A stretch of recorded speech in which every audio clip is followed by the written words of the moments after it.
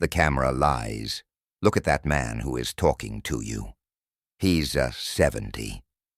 His skin is etched with the maps of 1,000 stories. His glasses are perched just right.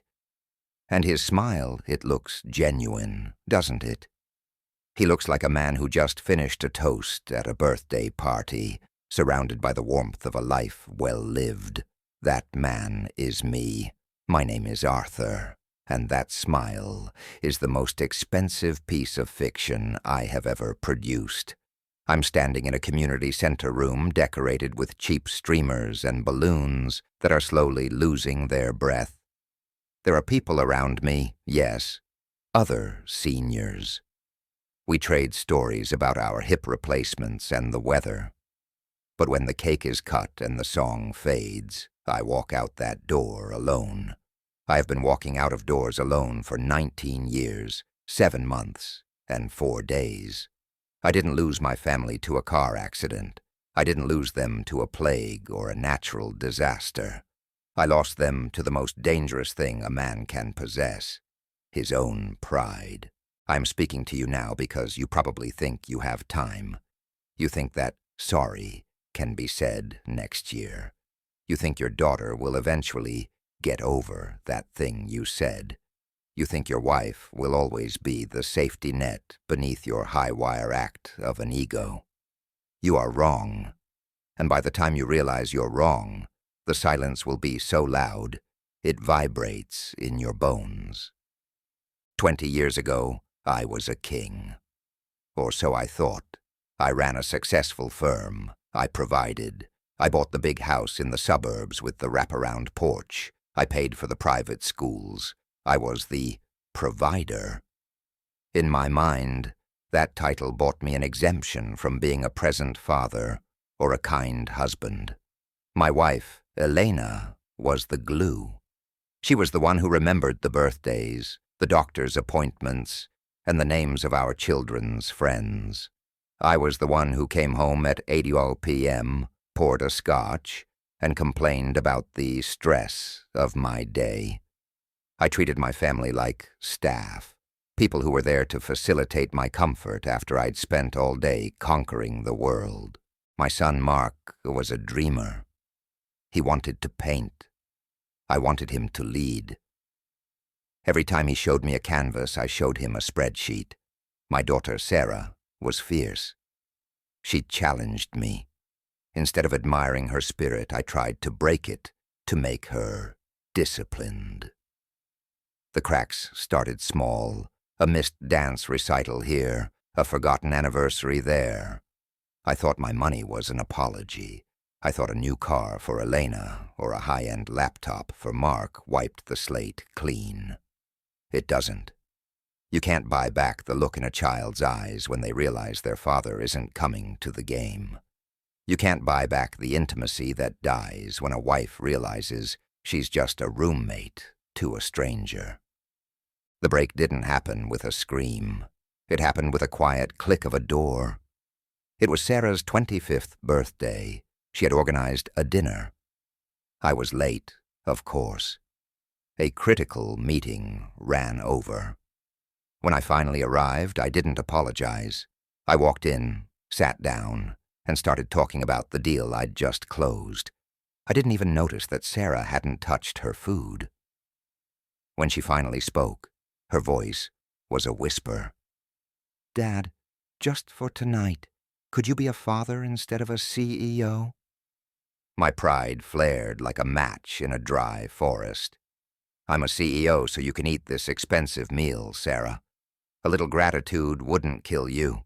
The table went silent. Elena looked at me with a look I will never forget. It wasn't anger. It was an absence of anything. She was empty. She had run out of chances to give me.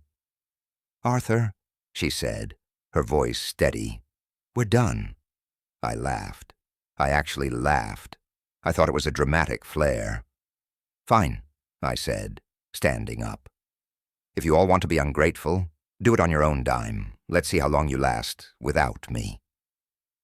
I walked out. I expected a phone call that night, then the next day, then the next week. I waited for the apology I felt I was owed. I stayed in that big, empty house, pouring my scotch, waiting for them to realize they couldn't survive without the provider. But they didn't call. They changed their numbers. They moved. They built a life out of the wreckage I had left behind. And my pride, that poisonous companion, told me to keep waiting. "Don't crawl back," it whispered. "You're the man. They'll come around." A year turned into 5. 5 turned into 10. I missed Mark's wedding. I missed the birth of Sarah's 2 daughters. I missed the news that Elena had remarried a man who, I heard, actually listens to her. Do you know what 20 years of silence feels like? It feels like a slow-motion drowning. At first you're angry, then you're indignant. Then the boredom sets in. Then finally, the terror. The terror that you have become a ghost while you are still alive. You walk through a grocery store and see a father lifting his toddler onto his shoulders, and it feels like a physical blow to the chest. You see an old couple holding hands on a park bench, and you realize you have traded that future for a pile of business ledgers that no one cares about. I spent my 60th birthday in a hotel room, trying to pretend I was living the life. I spent my 65th in a hospital bed after a heart scare, with no one to call to pick me up. The photo you see? That was last week. I put on my best sweater. I smiled for the lady with the camera because I wanted to feel, just for a second, like I was part of something. I wanted to look at a picture and see a man who belonged, but look closer at my eyes. There is a hunger there that no cake can satisfy. It is the hunger for a daughter's forgiveness. It is the hunger to know the middle names of my grandchildren. It is the hunger to tell Elena that I am sorry. Truly, deeply, devastatingly sorry. But she is gone. They are all gone. I am a cautionary tale in their family history, the angry man they warn the children about. Don't be like your grandfather, they probably say. He cared more about himself than his heart. I am 70 years old. I have more money than I can ever spend, and a house that is a museum of my failures. I would trade every cent, every promotion, and every big deal I ever closed just to sit at that dinner table again and say nothing, just to listen. If you are reading this and you are still in the waiting phase of a grudge, stop. If you are prioritizing your career over the people who make that career worth having, stop. If you think your family will always be there waiting for you to find the time, they won't. Family is not a constant. It is a fragile garden that requires daily watering. If you neglect it, the soil turns to dust. And once it's dust, nothing grows, not even hope. Take care of them.